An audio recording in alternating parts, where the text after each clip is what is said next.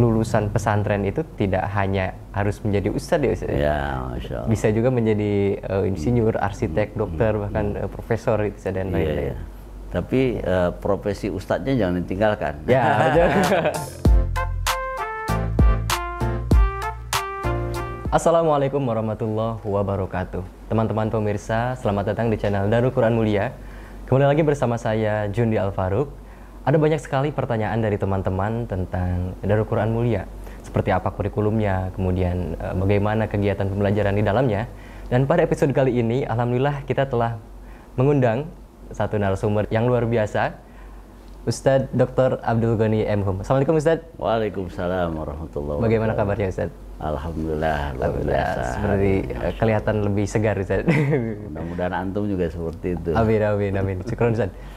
Ya, Ustadz, ada banyak sekali pertanyaan dari netizen terutama ya, yang mayoritas mereka calon wali santri baru yang belum tahu seperti apa dalaman Darul Quran Mulia itu Ustadz. Mungkin bisa dijelaskan Ustadz, kurikulum di Darul Quran Mulia ini seperti apa Ustadz? Ya, Masya Allah. Sebelumnya saya mengucapkan salam kepada netizen semua. Assalamualaikum warahmatullahi wabarakatuh. Berjumpa dengan kita di channel Darul Quran Mulia. Dari pertanyaan yang tadi disampaikan terkait dengan kurikulum Darul Quran Mulia, memang Darul Quran ini adalah pesantren tapi punya program pendidikan formal. Oke. Jadi kurikulumnya kalau pendidikan formal mengacu ke Kemendiknas. Oke. Makanya kita nama lembaganya adalah SMPIT dan SMAIT Darul Quran. Kemudian di samping kurikulum yang mengacu ke Kemendiknas, tentunya pesantren itu identik dengan kurikulum ulum syar'i.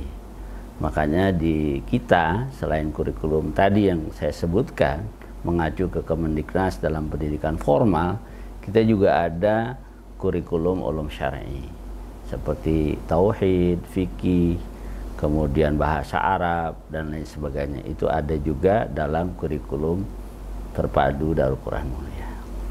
Begitu Ustaz. Oke, baik. Berarti selain belajar pendidikan formal, di sini juga dikuatkan dari sisi ulum syar'inya juga Betul, Ustaz. betul ya. Supaya ada keseimbangan begitu ya. Dunia dan akhiratnya seimbang Ustaz. Ya, ada bekal kedua-duanya. Oke, baik Ustaz. Nah, teman-teman, itu sekilas tentang kurikulum di Darul Quran Mulia. Lalu kalau berbicara tentang kekhasan, biasanya tiap-tiap pesantren atau sekolah itu mempunyai kekhasan tersendiri Ustaz. Betul, betul. Kekhasan di Darul Quran Mulia ini bagaimana Ustaz? Seperti apa? Iya, Masya Allah. Pertanyaan yang kedua, apa sih kekhasan yang ada di Darul Quran Mulia? Memang sejak awal nama lengkapnya itu Pesantren Terpadu Darul Quran Mulia. Ada kata terpadu di dalamnya. Nah, terpadu itu sejak awal oleh Kiai Haji Abdul Hasim Hasan, Kiai Haji Abdul Hasim Hasan menyebutkan bahwa kita ini ingin memadukan 3 kurikulum atau 3 hal yang menjadi khas Darul Quran. Yang pertama adalah memadukan kurikulum Diknas tadi, sehingga siswa-siswa juga belajar sebagaimana peserta didik di SMP dan di SMA yang ada di luar. Semua pelajaran yang ada di SMP dan SMA itu diajarkan di Darul Quran Mulia. Kemudian yang kedua, keterpaduannya adalah ada kurikulum Al-Quran.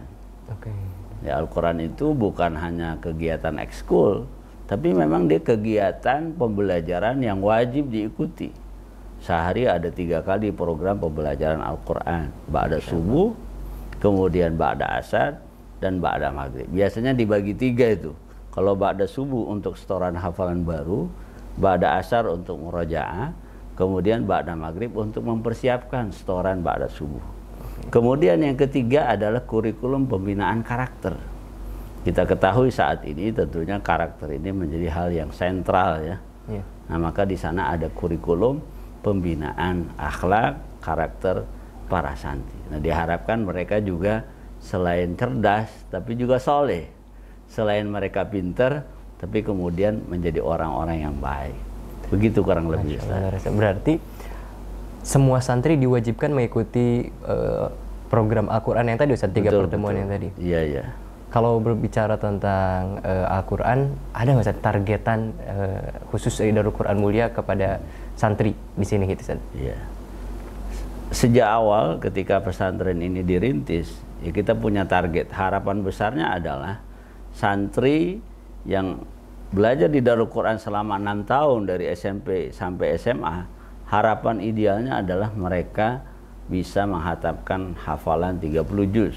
Jadi targetnya setahun itu 5 juz. Tapi kembali lagi, Al-Quran ini pembelajaran yang sifatnya individual. Dia tidak bisa seperti pembelajaran di kelas ya.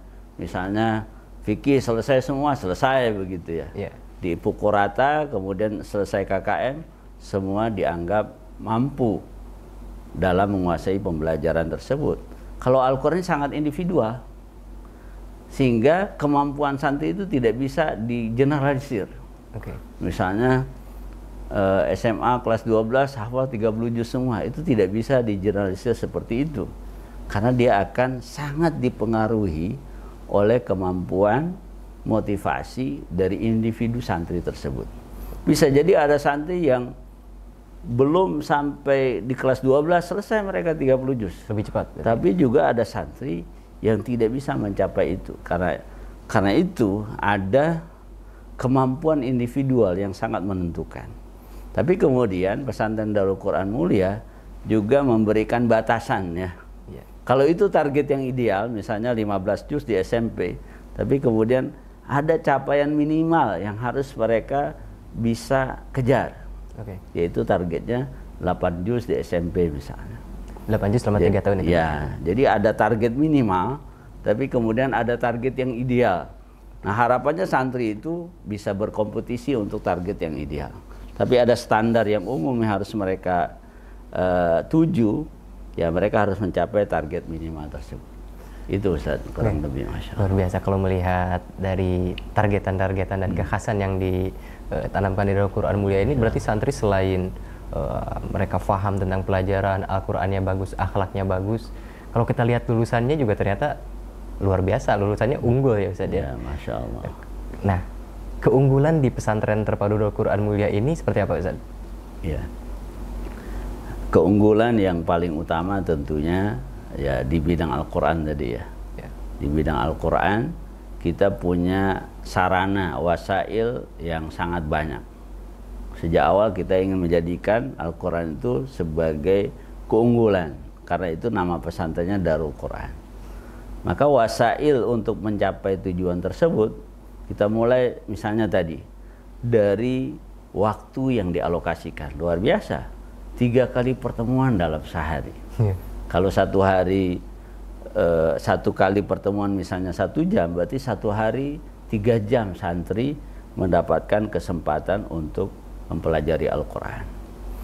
Kemudian yang kedua, secara berkala ada ujiannya. Setiap semester santri diujikan kembali itu. Dia sudah hafal 5 juz, dia harus stok lagi dari juz pertama, kedua, ketiga, keempat, kelima. Dan itu bukan sekedar diberikan pertanyaan, tapi memang dia harus stok lagi dari alif lam mim, kemudian juz 2 saya kulus sufaha, kemudian dan seterusnya. Sehingga nanti ketika santri diujikan, mereka akan tahu, saya sudah setoran 15 juz misalnya, apakah saya mampu menyetorkan 15 juz yang sudah pernah saya setorkan di awal. Sehingga dari ujian itu terukur mana hafalan yang sudah disetorkan, mana hafalan yang betul-betul mungkin sudah dikuasai oleh santri. Nah selain ujian, kemudian kita ada musabaqah hifdzil Quran yang setiap tahun diadakan. Dan ini adalah kegiatan yang paling bergengsi di Darul Quran. Bahkan mereka yang berprestasi terbaik di 30 juz biasanya dapat hadiah umroh itu Ustaz. Masya Allah. Nah dari situ juga pembiasaan MHQ. Ternyata anak-anak kita pun terbiasa ketika mereka mengikuti MHQ yang ada di luar. Ini mereka sudah, ya kalau bahasa sekarang, tidak demam panggung gitu ya. Maka tidak sedikit dari mereka yang capaiannya sampai ke level kabupaten, ke level provinsi, bahkan ada yang sampai juara MTQ 30 juz nasional. Bahkan pernah ada beberapa santri dia mengikuti MHQ sampai di level internasional. Dan selalu kita tanamkan kepada anak-anak kita bahwa penguasaan terhadap materi Al-Quran ini adalah ilmu yang sifatnya internasional gitu ya. Kalau mungkin mapel atau bidang studi yang lain itu diakui misalnya di Indonesia atau di satu provinsi. Tapi ketika mereka menguasai Al-Quran, mereka akan diakui di seluruh dunia. Nah ini yang luar biasa, Ustaz. Makanya menguasai Al-Quran adalah menguasai ilmu yang bisa diakui oleh mereka yang ada di seluruh dunia. Karena ini ilmu levelnya internasional, Masya Allah. Luar biasa, luar biasa. Santri kayak gini. Kalau kita lihat juga di profil lulusannya, Ustaz, ya, hampir sekitar 60% mungkin ya Ustaz, 50-60% itu sudah selesai ya Ustaz ya? Betul. 30 juz. Nah, tadi kita sudah membahas tentang kurikulum, kemudian kekhasan dan keunggulan, lalu nantinya akan muncul value Ustaz. Nah, value Darul Quran Mulia itu seperti apa Ustaz? Iya. Ya cukup menarik ya. Kita menggali value bukan hanya dari idealisme yang kita punya, tapi juga kita komunikasikan dengan para orang tua. Para orang tua ini mengharapkan apa sih yang paling besar di Darul Quran. Nah, ini yang menarik.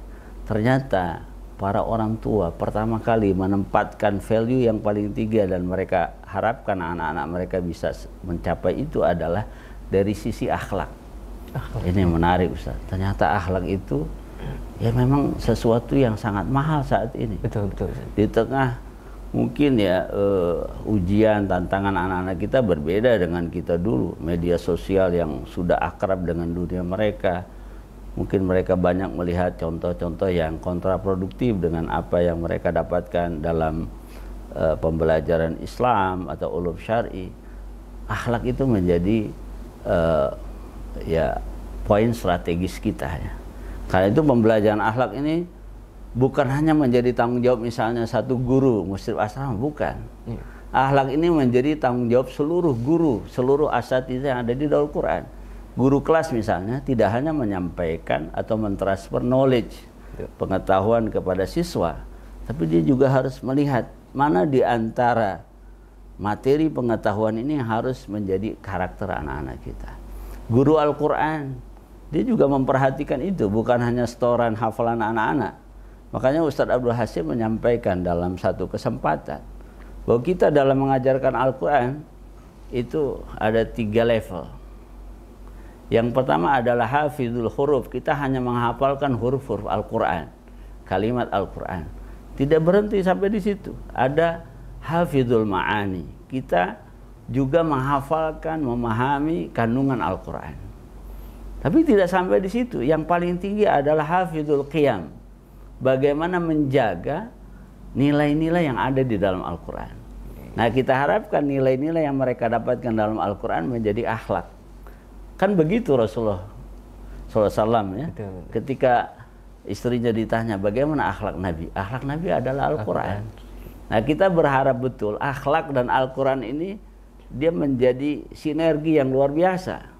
Al-Quran adalah sumber dari Al-Qiyam atau nilai-nilai yang mulia, kemudian masuk ke dalam karakter dan menjadi akhlak para santri. Nah itu value yang paling tinggi yang ada di Darul Quran Mulia. Baru kemudian masuk pembelajaran Al-Quran tadi sebagai sumber dari hafizul huruf, hafizul ma'ani, dan hafizul qiyam. Kemudian juga akademik. Kenapa akademik ini sangat penting? Ya kita berharap para penghafal Quran itu juga punya kelebihan-kelebihan lain nantinya.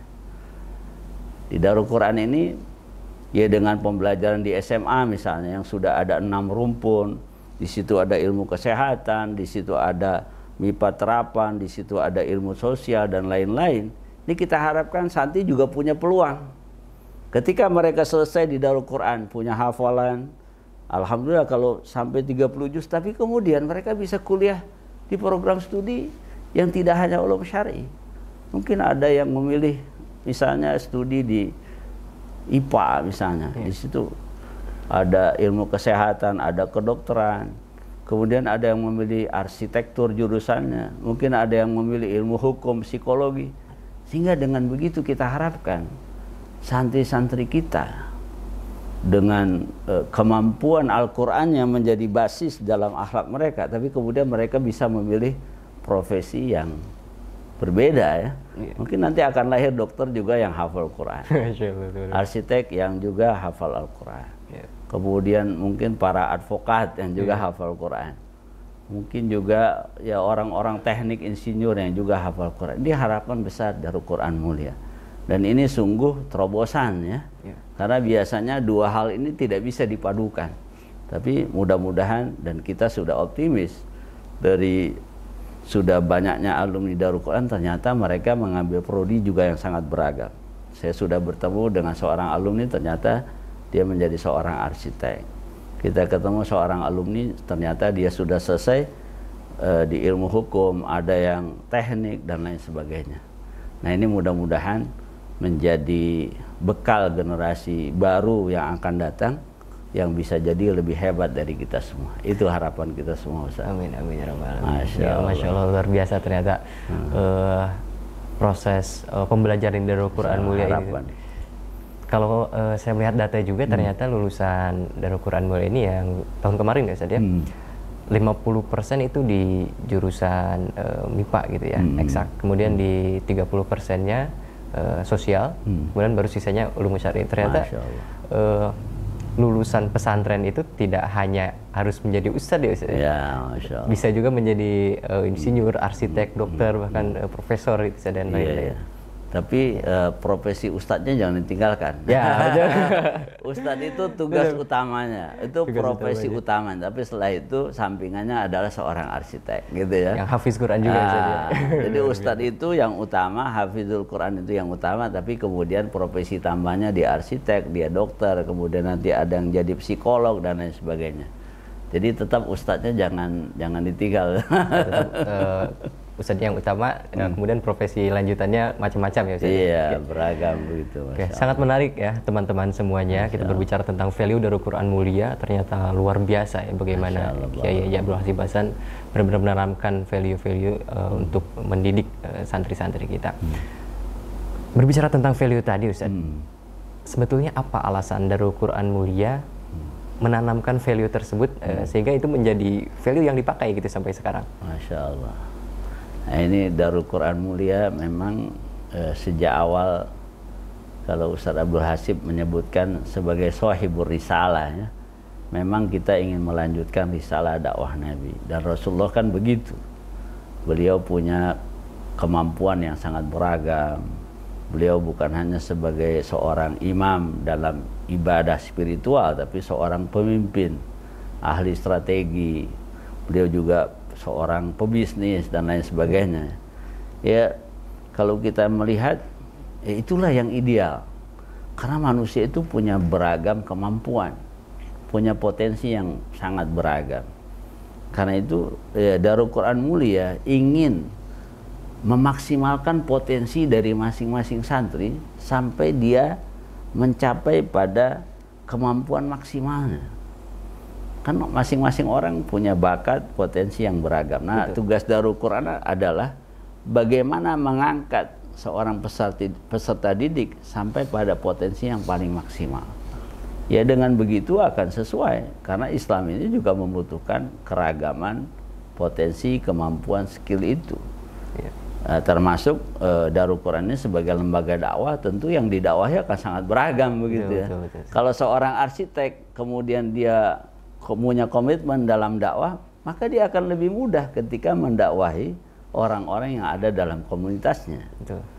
Termasuk juga ketika ada seorang psikolog, nah, ketika dia punya semangat dakwah, maka dia akan mudah diterima di komunitasnya ketimbang mungkin orang dengan satu model kemampuan ingin masuk pada semua keragaman profesi yang ada. Saya kira ini sangat menarik. Jadi Darul Quran sebagai sahibur risalah, ingin melanjutkan risalah Nabi SAW. Kemudian juga tadi Darul Quran sebagai lembaga dakwah ya, yang ingin merangkul sebanyak mungkin orang. Tentunya orang akan lebih mudah menerima ketika orang yang mendakwahi itu punya kesamaan profesi, punya kesamaan passion begitu. Betul. Ya, termasuk orang-orang yang ahli media ini ya. Nah, itu akan mudah diterima ketika mereka masuk dalam komunitas media tersebut. Masya Allah, itu mungkin luar biasa. Nah, kalau kita coba lihat turunannya ya Ustadz, value tadi ke dalam kegiatan santri di Al-Quran Mulia tadi, dimulai dari akhlak, kemudian Al-Quran dan kurikulumnya. Kira-kira kalau diturunkan menjadi program di Al-Quran Mulia itu, bukan kalau ya Ustadz ya, yang sudah terjadi saat ini gitu ya Ustadz, seperti apa Ustadz program turunannya? Ya, kalau untuk penanaman akhlak ya kita pertama dari asrama ya. Dari asrama, setiap satu kamar itu ada pembina asramanya. Kemudian dalam kegiatan pekanan ada program pembinaan akhlak ya, itu bersama mentornya, sampai mentornya itu paham masing-masing individu. Kemudian juga di kelas tadi saya sampaikan, guru kelas juga concern dengan bagaimana akhlak santri. Kemudian guru Al-Quran. Jadi turunan dari akhlak sebagai value, bahwa semua guru punya tanggung jawab yang sama dalam penanaman akhlak ini. Kemudian juga sudah mulai ya kita menggulirkan akhlak-akhlak yang sifatnya muncul di permukaan. Misalnya bagaimana santri dan ustadz saling bertemu, kemudian berjabat tangan, tanda ada kedekatan, guru mendoakan, kemudian santri menghormati gurunya. Nah, kemudian juga budaya untuk saling mengucapkan salam, ini juga bagian dari akhlak keseharian yang sedang kita tumbuhkan. Kemudian kalau untuk Al-Quran, ya tentunya ada program formalnya, jadi ada harian 3 kali dalam sehari, ada setiap semester mereka diuji hafalannya, kemudian ada MHQ. Kemudian juga ada program ya Darul Quran ini mengutus mereka untuk bisa mengikuti program MHQ yang ada di luar. Tapi lebih dari itu, bukan hanya hafizul huruf tadi, mereka harus hafizul ma'ani, mereka faham. Kemudian hafizul qiyam, mereka membawa nilai-nilai yang ada dalam Al-Quran sehingga menjadi akhlak. Kemudian dalam pembelajaran akademik kita mengikuti kurikulum merdeka. Di SMP ada penanaman kayak seperti P5, ada penilaian yang bukan hanya sekedar kognitif, tapi di situ ada misalnya penilaian berupa proyek, ada penanaman soft skill di dalam proses itu, misalnya kebiasaan kolaborasi, komunikasi, bekerja sama. Itu bagian dari yang kita lihat bisa memberikan masa depan mereka yang jauh lebih cerah karena ada penanaman soft skill tadi ya. Kemudian di SMA kurikulum merdekanya semakin tajam karena di kelas 11 santri itu sudah dibagi kelasnya berdasarkan rumpun passion, bakat yang mereka kuasai. Karena itu di Darul Quran ini ada BK. Guru-guru yang punya latar belakang psikologi itu di setiap level ada. Nanti mereka itu tugasnya adalah membaca mana nih bakat santri ini. Kemudian nanti mereka akan merekomendasikan, kayaknya santri ini dengan bakat, performance yang mereka miliki, kayaknya cocoknya di jurusan ini nih, di prodi ini nih. Kemudian nanti diarahkan. Dengan begitu santri tidak memilih seperti kucing dalam karung ya. Tapi mereka memilih berdasarkan data yang direkomendasikan oleh guru-guru BK. Dan ini cukup berhasil. Karena itu tadi capaian terakhir cukup tinggi ketika santri yang masuk PTN jumlahnya jauh lebih besar daripada periode sebelumnya. Karena memang BK ini sudah membaca dari kelas 10, kemudian nanti di kelas 11 mereka direkomendasikan masuklah di kelas dengan rumpun seperti ini. Nah, ini luar biasa untuk pembelajaran akademik. Jadi Darul Quran sudah mengikuti program kurikulum merdeka gitu, Masya Allah. Luar biasa Ustaz. Ya. Itu tadi kita berbicara tentang santrinya Ustaz ya? Iya, betul. Nah, lalu untuk yang mendidiknya Ustaz, gurunya, ada nggak semacam peningkatan untuk kualitas guru gitu, atau kualitas guru Al-Quran maupun akademik itu, ada Ustaz? Iya, ya tentunya ada ungkapan menyebutkan faqidu syai'i la yu'tihi. Orang yang nggak memiliki sesuatu nggak akan bisa melahirkan sesuatu. Betul. Selalu ada di balik peserta didik yang hebat, tentunya mereka terlahir dari guru-guru yang hebat, begitu ya. Makanya di Darul Quran Mulia ini program training, pelatihan, peningkatan skill, kemampuan guru menjadi program yang wajib ya. Sudah ditetapkan tahun ini misalnya setiap guru harus mengikuti 64 jam pelatihan selama setahun. Masya Allah. Nah, jadi mereka sudah difasilitasi begitu ya dari pimpinan, mereka juga sudah diberikan pelatihan-pelatihan agar mereka punya kemampuan untuk melid ya, memimpin timnya masing-masing dengan kemampuan yang sangat baik. Guru-gurunya pun diberikan pelatihan. Jadi tugas kita sebelum kita ingin menghadirkan murid-murid yang berprestasi, tentunya kita harus menghebatkan gurunya. Ya, Guru-guru ini harus ya wawasannya harus lebih banyak, harus lebih luas. Kemudian mereka menjadi pribadi yang pembelajar, punya growth mindset ya, mindset yang terus mau tumbuh dan berkembang gitu ya. Betul. Kemudian juga terus terbuka dengan perubahan. Seperti sekarang ini kita banyak pendidikan masuk dunia digital dan lain sebagainya. Di SMA sudah menggunakan iPad sebagai sarana pembelajaran. Ini saya kira satu keniscayaan. Kalau kita ingin santri kita hebat, siswa kita hebat, pastinya kita harus menghebatkan guru. Nah, di antaranya training, pelatihan, baik di internal ataupun di eksternal, sangat terbuka. Dan kita di HR ini mendapatkan porsi anggaran yang sangat besar ya untuk program pelatihan guru. Tahun ini cukup besar ya. Insya Allah. Jadi kita ingin menghebatkan para guru ya, artinya sebelum menghebatkan siswanya. Fokus terhadap peningkatan skill guru ini. Insya Allah. Oke. Teman-teman, begitulah kilas pendidikan di Darul Quran Mulia ya. Tadi kita sudah membicarakan kurikulum, kemudian kekhasan, keunggulan, value, dan bagaimana turunan program dari value. Kemudian kita juga ternyata fokus juga terhadap peningkatan kualitas guru Al-Quran, guru akademik, dan lain-lain. Baik teman-teman, mungkin sekian ya di episode sekarang. Saya juga mengucapkan jazakumullah, terima kasih banyak Ustaz Jundi telah berkenan hadir dan memberikan pencerahan ya. Semoga nanti semakin yakin gitu ya bagi calon wali santri atau wali santri yang ingin melanjutkan gitu anaknya di Darul Quran Mulia. Insya Allah kita akan berjumpa lagi di episode-episode selanjutnya. Kurang lebihnya mohon maaf. Assalamualaikum warahmatullahi wabarakatuh. Waalaikumsalam.